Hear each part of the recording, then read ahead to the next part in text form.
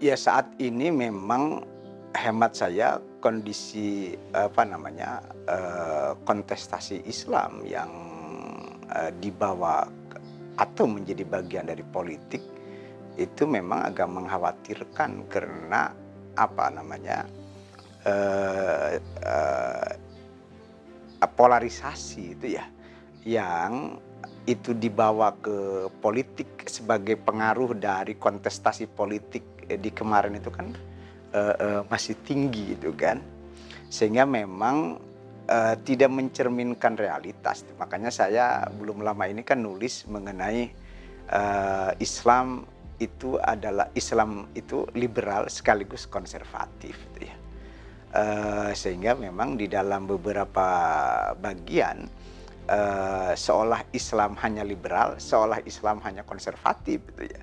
Padahal sebenarnya di dalam diri Islam itu ada sisi liberalnya, bahkan saya menyebut liberal dulu gitu ya. Karena Islam kan harus dipahami secara rasional dan itu bisa dirujuk pada, praktek, Abu Bakar dan Umar gitu kan. Saya kira ininya Umar tuh yang paling nampak yang dilawan oleh kekuatan Islam konservatifnya Bilal itu ya. Misalnya soal harta rampasan perang yang tidak dibagi kepada prajurit gitu ya. Demikian juga pada masa Abu Bakar. Nah, yang Islam juga konservatif sekaligus juga liberal gitu ya. Yang itu tidak mencerminkan Islam. Misalnya kelompok 212 yang menolak kepemimpinan non muslim. Nah, itu yang hemat saya tidak mencerminkan juga realitas. Nah, dari sana hemat saya, kemudian apa yang kita sebut kalangan konservatif itu juga diperkuat oleh adanya kekuatan-kekuatan yang kita sebut sebagai pengaruh, transnasional gitu ya. Meskipun saya kira di transnasional itu ada dua bagian itu ya. Ada yang pengaruh transnasional lebih sebagai Islam fundamentalis dakwahis itu ya. Misalnya agenda-agenda, negara-negara tertentu seperti misalnya Saudi gitu ya. Dan Saudi sebagai negara yang memiliki kekuatan kelembagaan transnasional, misalnya Libya itu kan jelas tuh kan. Sebagai kelembagaan untuk memperkuat perspektif Islam Wahhabism gitu ya. Yang misalnya Ustadz Basalamah kan diinikan oleh ayahnya, dikira menyekolahkan, anaknya ke Saudi itu, lebih baik, tapi ternyata memang menjadi seorang Wahabi, tulen. Meskipun banyaknya itu yang sekolah di Mesir maupun di Saudi kayak Agil Siraj itu kan, kayak Haji Agil Said Agil Siraj kan Saudi gitu ya. Nah, tetapi memang ya harus diakui itu ya yang hemat saya, saat ini menguat juga itu dan, adalah, kekuatan Islam, fundamentalis politis itu ya, yang harus diwaspadai itu ya. Yaitu dengan berkembangnya HTI yang menurut beberapa data itu ya yang saya dapatkan itu ya, HTI itu sekarang anggotanya sudah mencapai 175 anggota itu ya meskipun sudah dibubarkan. Demikian juga dengan Khilafatul Muslimin, yang hampir samalah dengan HTI karena isunya kan khilafah. Itu puluhan ribu kan. Nah, ya memang kan nggak ini, mungkin NII jauh lebih besar itu ya, belum lagi, pecahannya. NII Komandemen 9 aja konon anggotanya itu mencapai 250.000 gitu ya. Dan itu adalah matching sebenarnya dengan hasil riset gitu ya. Ya meskipun ada banyak riset yang menyebut misalnya riset P3M itu ya dengan Aliansi Kebangsaan 2018 itu 41 masjid dari 100 masjid sudah terpapar paham radikal itu ya. Ada riset PPIM yang menyebut 46% guru beropini radikal gitu ya. Nah, tetapi yang agak umum itu adalah ya sekitar dia masih di bawah 10%.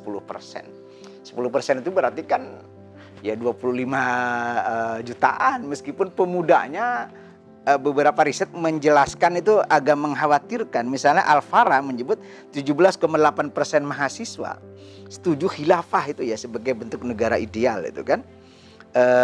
Dan 18,6 pelajar setuju ideologi Islam sebagai ideologi Indonesia. Bahkan ada PNS 19% itu ya. Jadi apa namanya paling sedikit 10 atau mungkin rata-rata bisa mencapai 20% itu ya. Nah, tetapi kalau keseluruhan negara ya saya kira tidak hanya anak muda, cuma yang dikhawatirkan ini anak-anak muda itu sudah mencapai lebih dari 10 gitu ya. Artinya Indonesia kalau dibiarkan begitu saja gitu ya, hemat saya pengaruh Islam kalau yang Wahabis itu memang paling konflik dengan Islam mainstream itu ya, paling saya kira.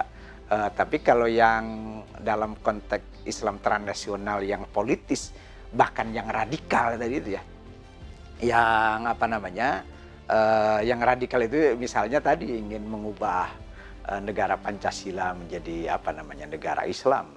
Nah itu yang lebih mengkhawatirkan lagi, dan itu sebenarnya hemat saya sih kelanjutan dulu pada periode sebelum masa globalisasi di mana batas-batas negara yang kurang kuat saja itu sudah terjadi. Itu misalnya JI kan pecahan NI pada masa ajengan Mas Duki itu kan. Lalu mereka pergi ke Afghanistan, dari Afghanistan itu kan mereka mendirikan Camp Hudaybiyah. Maka alumni Afghanistan yang J itu melahirkan teroris seperti Imam Samudra, lalu belakangan melahirkan teroris seperti Nurdin M. Top CS itu kan itu periode kedua hasil dari Camp Hudaybiyah itu ya. Gitu saya kira. Jadi di sini hemat saya kontestasi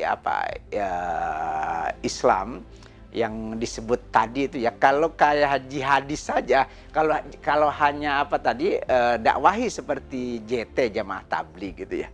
Nah itu mungkin nggak terlalu bermasalah, tetapi itu memang mudah untuk disusupi dan disemaikan perspektif fundamentalis politik yang punya perspektif politik kayak HTI.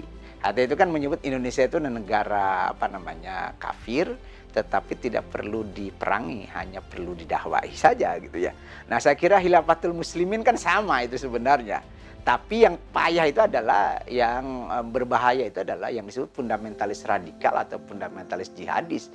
Jadi kayak NII, JI dan lain-lain. Nah saya kira tiga bagian itu sekarang kan makin kuat gitu ya. Apalagi jaringan yang beberapa media kan menyebut bom di Bali itu kan juga dibiayai dari luar bahkan gitu ya. Nah kalau soal transnasional, soal hubungan pendanaan itu memang dari dulu, kayak dulu Dewan Dakwah Indonesia itu yang di bawah Nasir kan juga dibantu oleh negara-negara di Timur Tengah kan gitu ya. Demikian juga dengan pembentukan masjid, misalnya masjid di Indonesia, apalagi di Aceh pasca tsunami itu kan banyak dari Timur Tengah gitu ya. Bahkan Quran aja kan banyaknya kan sumbangan dari Saudi. Dalam beberapa bagian yang transnasional itu ya membantu Indonesia dalam perspektif kepentingan dakwah gitu ya. Tetapi kalau sudah ke wilayah politik, nah itu saya kira Indonesia itu memang menjadi tempat dari dulu itu adalah kegiatan-kegiatan transnasional gitu ya. Tapi ya Indonesia menjadi tempat berkumpulnya banyak kekuatan-kekuatan asing dari dulu. Hindu-Buddha itu sendiri kan transnasional, apalagi demikian juga dengan Islam, meskipun ada aktornya negara, ada masyarakat dalam penuh kelembagaan. Bahkan yang terkenal juga kan di dunia Kristen, Kristen evangelis itu banyak membantu Kristen di Indonesia itu ya, itu dikenal itu ya saya kira.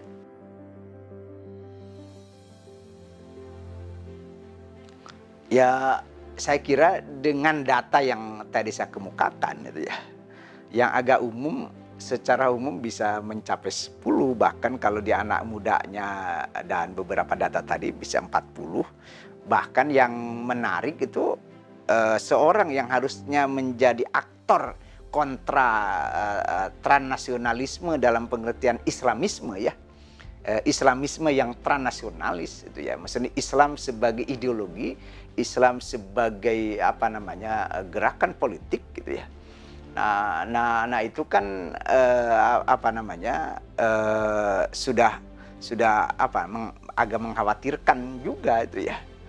Yang harusnya kan dilawan, tetapi gurunya saja tadi ya mencapai 40-an%, bahkan masjid ya yang seharusnya gitu ya itu sudah terpapar kan. Nah itu yang hemat saya apa namanya ini tidak boleh didiamkan gitu ya. Artinya harus ada usaha-usaha ke arah apa namanya penolakan atau yang disebut kontra narasi, seperti Harokatuna juga itu kan bagian dari apa kontra narasi gitu ya. Meskipun seperti tadi kita obrolkan itu ya, itu apa namanya kontra narasi ini yaitu tadi ya hemat saya jangan kan gini apa namanya deradikalisme atau kontra narasi hemat saya hingga hari ini pertama terlalu kuat ke negaranya gitu ya, sehingga memang civil society nggak banyak berkembang dan apa namanya dan kedua hemat saya pendekatannya terlalu hukum. Itu kan sama dengan korupsi gitu ya, yang beberapa ahli menyebut Lao Tzu apa dan banyak lagi yang lain tuh menyebut ya memang apa namanya kekerasan yang dilawan dengan kekerasan itu ya seringkali melahirkan kekerasan lagi gitu ya. Sehingga memang kalau pendekatan murni hukum saya kira bisa gagal gitu ya. Makanya kalau saya dan kawan-kawan saya misalnya sering menulis kan, ya itu kan bagian dari kontra narasi. Terakhir kan saya menulis apa namanya mempertanyakan apakah NKRI bukan khilafah. Itu jelas keliru kan. Yang itu disuarakan oleh apa namanya Khilafatul Muslimin gitu ya. Yang tadi itu saya kira mengkhawatirkan kan Khilafatul Muslimin, meskipun ini saya setuju itu Khilafatul Muslimin itu bukan fundamentalisme radikal atau jihadis ya, dia masuk kategori fundamentalis politis sama dengan HTI itu ya, sama dengan MMI yang menganggap Indonesia adalah apa namanya negara apa kafir tetapi tidak perlu diperangi, hanya memang sudah mengkhawatirkan dalam pengertian. Coba bayangin tadi itu apa namanya cabangnya aja ada yang menyebut 400, ada juga yang bahkan menyebut sampai apa namanya 5.000 gitu ya, anggotanya sudah puluhan ribu kan. Dia punya sekolah, bener nggak tuh, yang sampai 30 atau 31 sekolah gitu ya. Yang sekolahnya nggak lama tuh, 2 tahun dari mulai SLTA gitu ya. Dan yang bahaya itu dari sekolahnya itu, meskipun mungkin jamaah tabligh juga punya perkampungan itu ya. Yang mereka juga punya perkampungan 3, berapa itu ya datanya itu ya. Bener ya 3,5 hektar ya. Perumahan di mana ini? Di Lampung itu kan. Nah tetapi yang mengkhawatirkan sekolah-sekolahnya perspektifnya itu adalah anti Pancasila, dia menolak Pancasila, anti pemerintah, termasuk di dalamnya adalah menolak penghormatan terhadap bendera merah putih. Jadi di sisi inilah yang hemat saya memang mengkhawatirkan juga gitu, yang beberapa kalangan menyebut geram gitu ya, karena pemerintah tidak banyak bergerak untuk itu. Meskipun memang pemerintah itu punya alasan bahwa pada masa pasca reformasi itu selama sebuah lembaga masih bergerak di wilayah pemikiran dan ideologi belum melakukan gerakan, itu tidak punya hak negara untuk mencampuri dengan cara melakukan apa namanya penegakan hukum gitu ya. Dan hemat saya kalau misalnya gini, kalangan Islam kultural itu ya, atau yang kita sebut Islam mainstream itu ya, kalau tidak aktif misalnya kontra narasi itu, saya kira bagus. Kayak NU kan punya website yang saya kira cukup dahsyat, juga Muhammadiyah dan beberapa lembaga kayak UIN sendiri masih bergerak di bidang pendidikan murni ya. Dan saya kira ke depan kan harus bergerak di bidang itu karena memang apa namanya datanya itu menyebut sekitar 30% ya 54% bahkan milenial itu mencari pengetahuan agama lewat blog, website dan medsos, itu riset PPIM ya. Jadi apa namanya di dalam konteks ini Dahsyat termasuk ya Ustadz Felix Shaw itu kan dia punya apa namanya medsosnya dahsyat itu kan. Meskipun ini kita senang ya, beberapa ustadz itu kayak Agim, kayak Ustadz Abdul Somad juga kan punya apa namanya medsos, tapi pada umumnya hemat saya belum apa namanya terorganisir dengan baik gitu ya, sehingga memang ke depan perlu konsolidasi lah, dan saya kira Kemenag itu harus punya peran gitu ya. Jangan terlalu menekankan pada sisi penganakmasan organisasi tertentu gitu ya. Jadi saya kira harus lebih apa namanya bersinergi dengan semua organisasi, karena memang Kemenag itu adalah lembaga apa namanya milik negara, apalagi kita punya agenda yaitu tadi yang menguatnya Islamisme ideologis yang tadi bersifat transnasional. Meskipun memang udah sejak dulu gitu ya. Saya kira Muhammadiyah itu sendiri berdiri dulu ya karena ada pengaruh modernisme Abduh kan. Demikian juga ya saya kira beberapa kalangan nggak usah jauh-jauh lah kayak PKS sendiri kan pengaruh juga dari Ikhwanul Muslimin dalam bentuknya yang lebih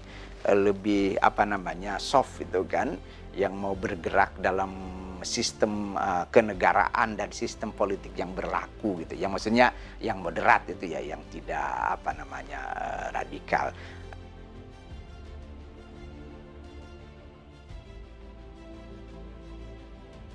Islamofobia itu memang juga real itu ya. Kalau di Barat itu jelas dengan adanya kaum ultranasionalis atau superioritas kulit putih yang paling utamanya bahkan ya anti kaum muslimin yang ada di sana itu ya. Meskipun problemnya kayak di Inggris kan yang ultranasionalis kayak Hizbut Tahrir Inggris, HTI juga disebutnya kan, Hizbut Tahrir Inggris itu ya, tetapi itu juga seolah-olah membenarkan gitu ya. Nah di kita ini ya harus diakui itu ya, saya kira problem keterbelahan masyarakat itu sebagian kan ya kita nggak usah ini kayak PDIP kan cukup kuat nasionalis sekulernya hingga hari ini, bahkan juga banyak yang non-muslim. Ya, Islamofobia itu saya kira beberapa orang kayak beberapa pendeta yang anti-Islam itu kan nampak, meskipun yang sekarang paling nampak itu yang alumni mana ini yang dulunya ngajar di Al-Zaitun itu kan, siapa namanya itu ya, Saifuddin pendeta Saifuddin itu ya. Nah itu kan jelas memang Islamofobia gitu ya. Nah tetapi saya kira kalau dalam persoalan Islamofobia atau enggak, ukurannya adalah di keislaman moderat itu hemat saya, atau keislaman mainstream. Jadi kalau menolak Islam dari sisi Islam mainstream itu bisa dianggap Islamofobia gitu ya. Tetapi kalau penolakan bukan di Islam mainstream gitu ya. Misalnya apa yang kita bicarakan itu, yang kita tolak itu adalah perspektif Islam yang bukan mainstream gitu ya. Yaitu tadi itu ya, misalnya fundamentalis dakwahis. Di dalam beberapa bagian kan problematik kan gitu. Kita itu nggak boleh sampai dari sejak periode klasik nggak boleh mengkafirkan orang gitu kan. Ya kan, artinya ada wilayah-wilayah furu yang seharusnya tidak terlalu dikuatkan gitu ya. Nah itu yang fundamentalis dakwahis itu, saya kira kan problemnya di sini, kurang menghormati yang lain, main kullu bid'atin dhalalah itu ya. Nah kalau seorang menolak itu bukan Islamofobia, itu hemat saya.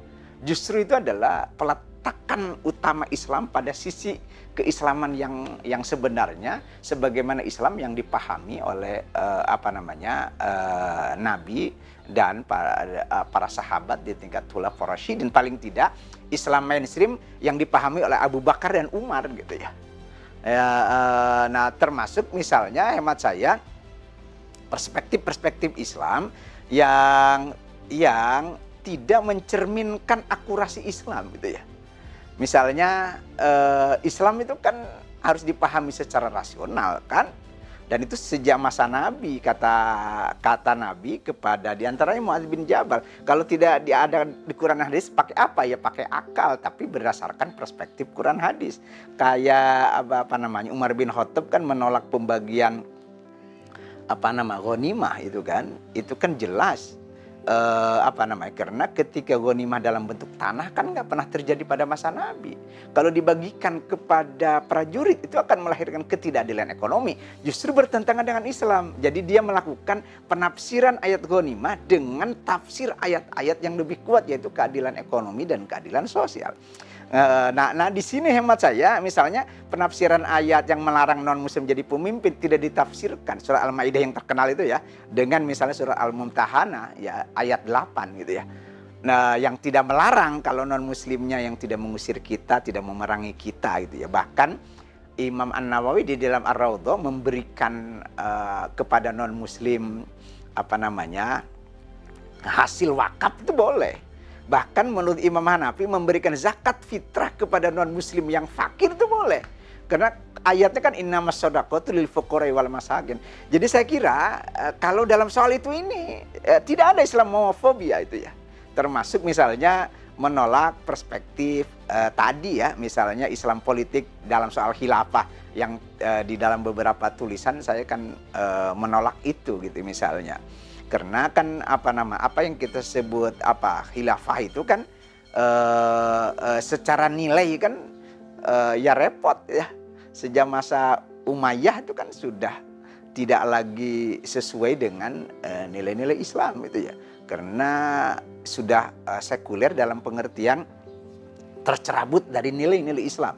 Jadi penggalangan pemerolehan kekuasaan lewat pedang gitu ya, dan tidak ada kebebasan, jauh dari nilai-nilai misalnya Baitul Mal menjadi milik khalifah gitu misalnya. Nah, termasuk di dalamnya sebenarnya apa yang kita sebut NKRI, di mana ada semacam pemisahan antara dua kepemimpinan politik dengan kepemimpinan agama, itu real itu ya. Yang kita sebut ulama itu sudah terpisah itu, kepemimpinan intelektual dan kepemimpinan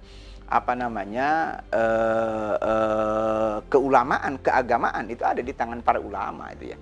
Makanya Ibnu Abbas itu dianggap sebagai kaum Mu'tazilah awal dalam pengertian memencilkan diri gitu ya dari dunia politik, dan dia menghususkan diri untuk mengkaji Quran, mengajarkan Quran dan hadis dan lain-lain gitu ya. Jadi artinya ada dualisme dalam soal politik, itu adalah dipimpin oleh dinasti Umayyah, dan itu terus berlanjut hingga periode-periode belakangan gitu ya. Nah, kalau soal NKRI tidak, ini yang penting gitu ya, tidak menerapkan hukum Islam, hemat saya nggak ada masalah gitu ya. Karena itu hadis riwayat Muslim dan Ahmad. Jadi kata Nabi, sebaik-baiknya pemimpin kalian adalah pemimpin yang mereka mendoakan kalian dan kalian mendoakan kalian mendoakan mereka gitu ya. Sebaliknya seburuk-buruknya seperti itu. Nah, ketika Nabi ditanya apakah kita harus mengangkat senjata, kata Nabi nggak usah selama mereka masih melakukan sholat. Makanya Sunni menyebut selama mereka mendirikan sholat dan mendirikan sholat Jumat, itu yang inti, katakan rukun Islam, ya itu nggak boleh melakukan pemberontakan gitu. Yang ini Islam politis dan teroris kan problemnya di sini. Gitu saya kira.